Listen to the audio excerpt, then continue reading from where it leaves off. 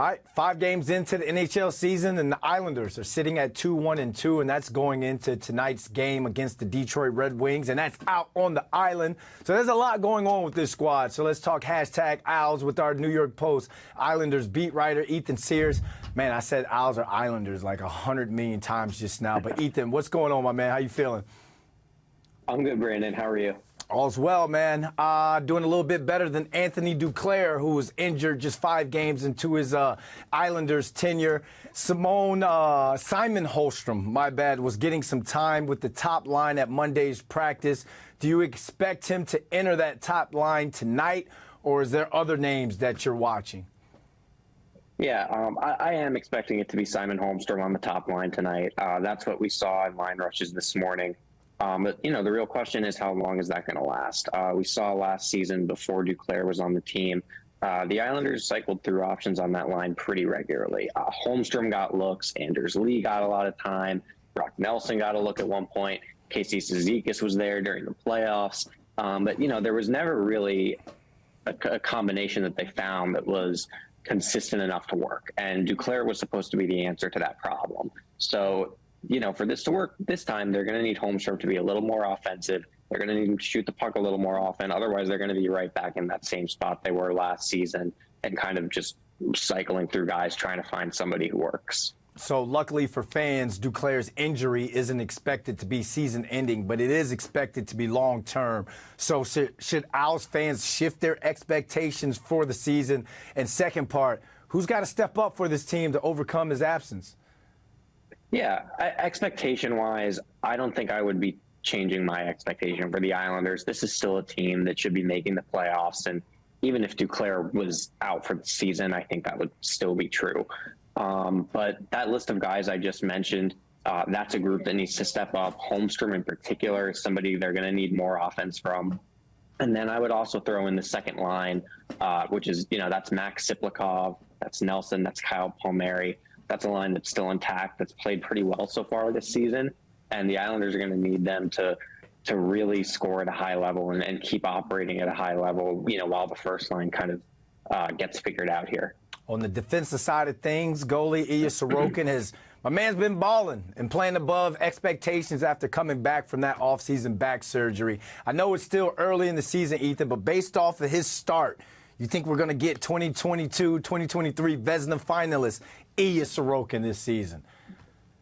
Well, Brandon, I mean, like you said, it's only been 2 games so far, and there's a third one coming tonight. But it's extremely encouraging the way that Sorokin has started. And I do think that we're going to see something closer to that kind of vintage, you know, Vezina trophy finalist type of form this season. You know, last year was a pretty extreme outlier for him. And it's noticeable, too, that Patrick Waugh has been splitting the workload pretty equally between him and Semyon Varlamov so far this season, and actually said yesterday that he thinks Sorokin maybe got a little tired at the end of last season. And remember, Sorokin started, it was in the range of 110 games over 2 seasons from 2022 to the end of last year. The Islanders rode him extremely hard under Lane Lambert. And I think that probably had an effect on his play.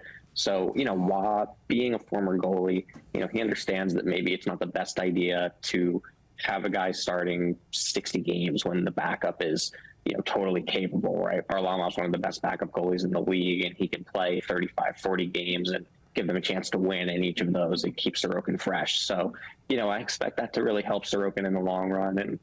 And I think that the form we're seeing now is probably something that he's capable of continuing for a while here. Another thing that can help Sorokin is good offense. The Islanders are currently 26th in the league through 5 games with 2.6 goals per game. So do you expect the offense to pick things up not only tonight, but as the season goes on?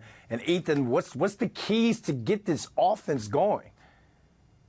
Well, to some extent, yes. You know, they should be doing better than 2.6 goals per game. They should be a little more consistent.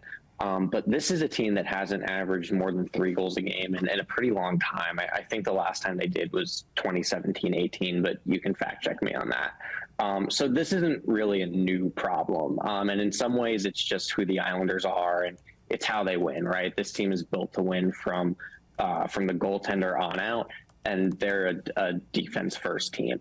I do think there's some room for them to grow, especially on the power play. And Wah has talked about wanting to get more shot volume there, and it's been an area that clearly they need to get better in.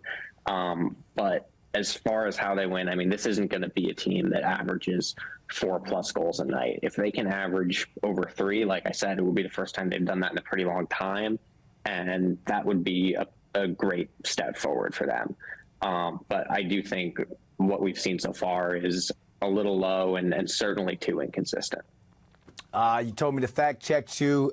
I couldn't get it up on Google in time, but I'm going to take your word for it because, my man, you know what you're talking about. So this one, I'm going to credit what you know for this one. So I got you back, bro. Ethan, man, thanks for hopping on with us, man, and good luck traveling out to the island tonight. I appreciate it. Thanks so much, Brandon.